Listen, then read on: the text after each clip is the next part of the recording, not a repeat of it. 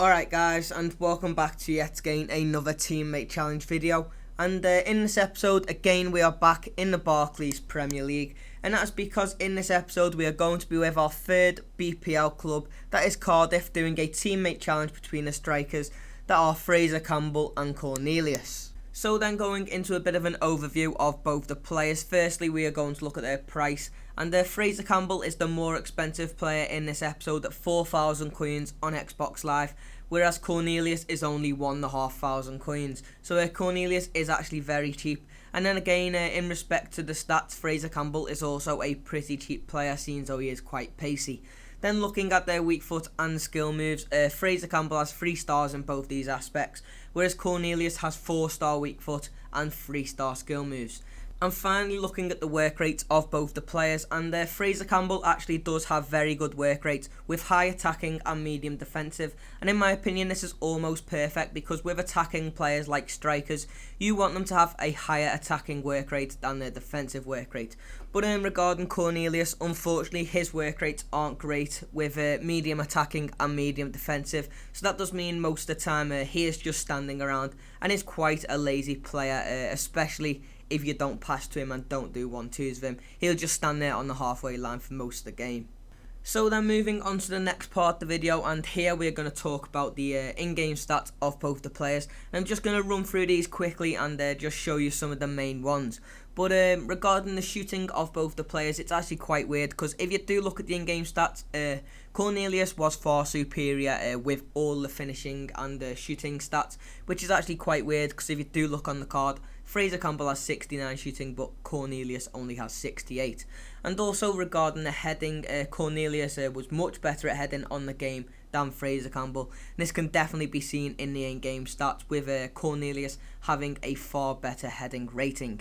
But then regarding the acceleration and sprint speed, as you'd expect, Fraser Campbell has got much better pace attributes than Cornelius, being 86 acceleration and 84 sprint speed, and I'm sure these two stats are Fraser Campbell's highest abilities. But finally going on to their strength, and Cornelius again has got a massive advantage here over Fraser Campbell, being 82 rated regarding his strength, and this is actually very high for a silver player, especially for someone that is only 71 rated on the game. And when you do look at Fraser Campbell's strength at 70 rated, this is still very good. It's just that Cornelius is such a tank that it really does overshadow Fraser Campbell's ability regarding his strength. So then moving on, and in this next part of the video what I'm going to do is just show you some clips I got with both these players, whilst also talking about how I felt they played in game.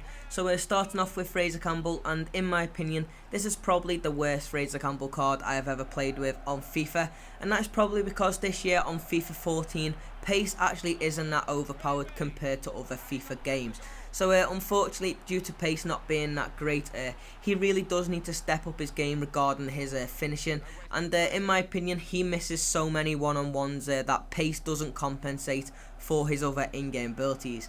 So what I mean by that basically is he isn't sweaty enough on this game this year, is basically what I'm trying to get at compared to other FIFA games. And it really has took a hit on how much I liked Fraser Campbell, because he does still get himself in a lot of one-on-one situations, but it really is just frustrating how many of them he actually misses. But regarding Cornelius, this is the first time I've ever used this guy, and it's actually the first time I've ever heard of him.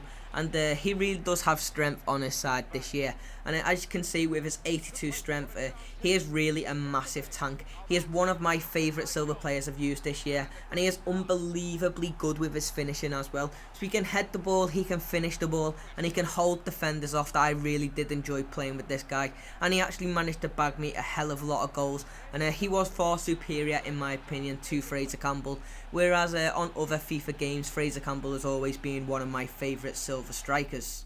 So then looking at the goals and assists that both players got within the same amount of games, both players did play 10 games and in the same squad, and as you can see Fraser Campbell unfortunately only managed to get himself 6 goals in the 10 games, but he did get himself 5 assists, which wasn't actually too bad because it does mean he was involved in the game quite a lot. It's just that his finishing was pretty poor.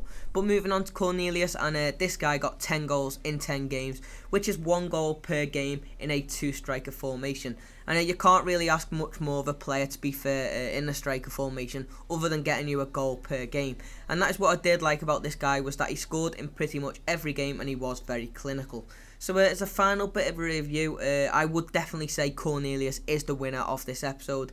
And that is simply because his finishing, his strength and his heading combined really do make him a deadly striker on the game, especially for a silver card. But anyway guys, unfortunately that does bring us to the end of this video. If you have enjoyed it, please do give it a thumbs up. It does show a lot of support to me and also to this series. And yeah, if you haven't subscribed to this channel, make sure you do for more FIFA 14 videos.